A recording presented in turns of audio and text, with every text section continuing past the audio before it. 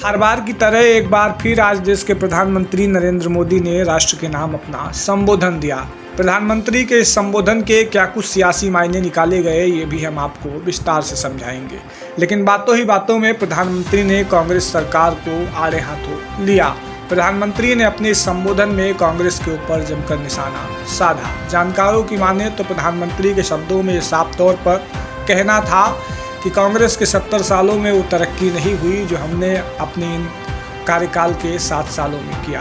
आज प्रधानमंत्री ने कहा कि 21 जून से देश में वैक्सीनेशन का कार्यक्रम केंद्र सरकार एक बार फिर से संभालेगी। उन्होंने कहा कि 21 जून सोमवार का दिन होगा जब देश अंतर्राष्ट्रीय योग दिवस मना रहा होगा।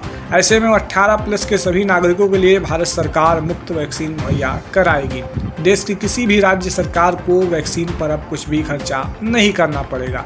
उन्होंने कहा कि ये निर्णय लिया गया है कि राज्यों के पास वैक्सीनेशन का जो कार्यक्रम था वो भारत सरकार उठाएगी। आने वाले 2 सप्ताह में इसे लागू किया जाएगा। तब तक केंद्र और राज्य सरकार मिलकर इस पर आवश्यक तैयारी करेगी।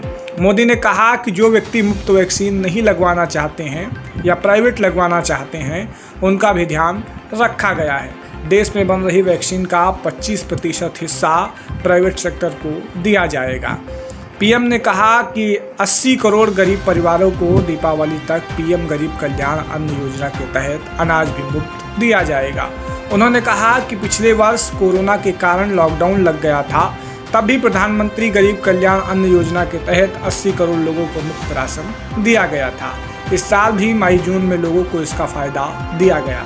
मोदी ने भरोसा दिलाया कि महामारी के समय में सरकार गरीब के साथ है, उसका साथी बनकर खड़ी है।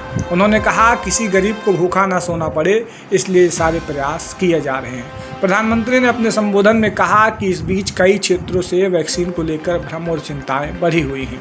कुछ लोगों द्वारा ऐसी बातें कही गई जिससे आम लोगों के मन में वैक्सीनेशन को लेकर शंका पैदा हुई। जो लोग वैक्सीन को लेकर अफवाहें फैला रहे हैं वे लोगों के जीवन के साथ खिलवाड़ कर रहे हैं। उन्होंने कहा कि ऐसी अफवाहों से सबको सतर्क रहने की ज़रूरत है।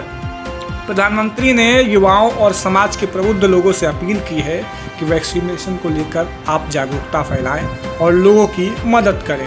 प्रधानमंत्री मोदी ने कहा कि देश में वैक्सीनेशन कार्यक्रम को और गति दी जाएगी। उन्होंने कहा कि हमारे देश में इसकी रफ्तार अन्य देशों से काफ़ी तेज है और कोविन प्लेटफॉर्म की चर्चा भी दुनिया में हो रही है। प्रधानमंत्री ने कहा कि आने वाले दिनों में वैक्सीन की सप्लाई और बढ़ेगी। वैक्सीन की उपलब्धता बढ़ाने के लिए टीका खरीदने की प्रक्रिया को भी तेज किया गया है। वैक्सीन का हर डोज महत्वपूर्ण है। राज्यों को कुछ सप्ताह पहले ही दिया जाएगा कि उन्हें कितनी डोज मिलने वाली है। वैक्सीनेशन की उपलब्धता के अनुसार नागरिक तक इसकी पहुंच हो, यह हर सरकार और प्रशासन की सामूहिक जिम्मेदारी है। पीएम ने कहा कि दूसरी लहर के खिलाफ भारत की लड़ाई जारी है। उन्होंने कहा कि हम इस जरूर जीतेंगे। दुनिया के दूसरे देशों की तरह इस लड़ाई के दौरान भारत ने काफ़ी गहरी पीड़ा पाई है।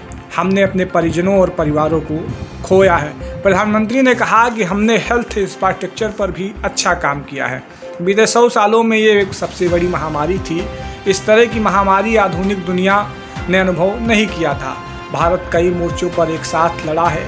Ventilator, testing labs, Covid beds को लेकर हमने देश में अधिक काम किया है। देश ने हेल्थ इंफ्रास्ट्रक्चर तैयार किया है। भारत में मेडिकल ऑक्सीजन की डिमांड अकल्पनीय तौर पर बढ़ गई थी।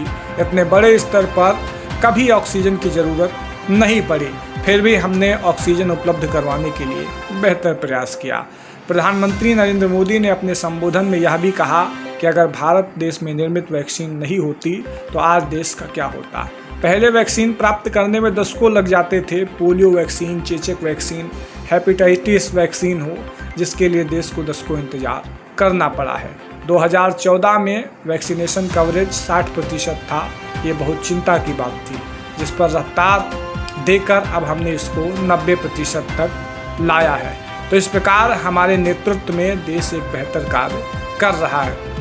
प्रधानमंत्री मोदी ने कहा कुछ विशेषज्ञों ने बच्चों के लिए चिंता जताई है। इसके लिए 2 वैक्सीन का ट्रायल चल रहा है। भारत ने नेजल वैक्सीन पर चर्चा जारी है। मोदी ने कहा कि इतने कम समय में वैक्सीन बनाना मानवता के लिए बड़ी उपलब्धि है, लेकिन इसकी अपनी सीमाएं हैं। वैक्सीन बनने के बाद दुनिया के बहुत देशों में टीकाकरण शुरू हुआ है। उन्होंने कहा कि कोविड की दूसरी लहर हमारे फ्रंटलाइन वर्कर्स को वैक्सीन नहीं लगी होती तो क्या होता। वैक्सीन के कारण ही देश में लाखों लोगों की जानों को हम बचा पाए हैं। ये था प्रधानमंत्री का आज का संबोधन का वो मुख्य हिस्सा जो हमने आपसे चर्चा किया कि प्रधानमंत्री ने किस तरीके से देश को संबोधित किया। मेरा नाम आयुष तिवारी है और आप वॉक्सी टॉक्सी हिंदी को देख रहे हैं।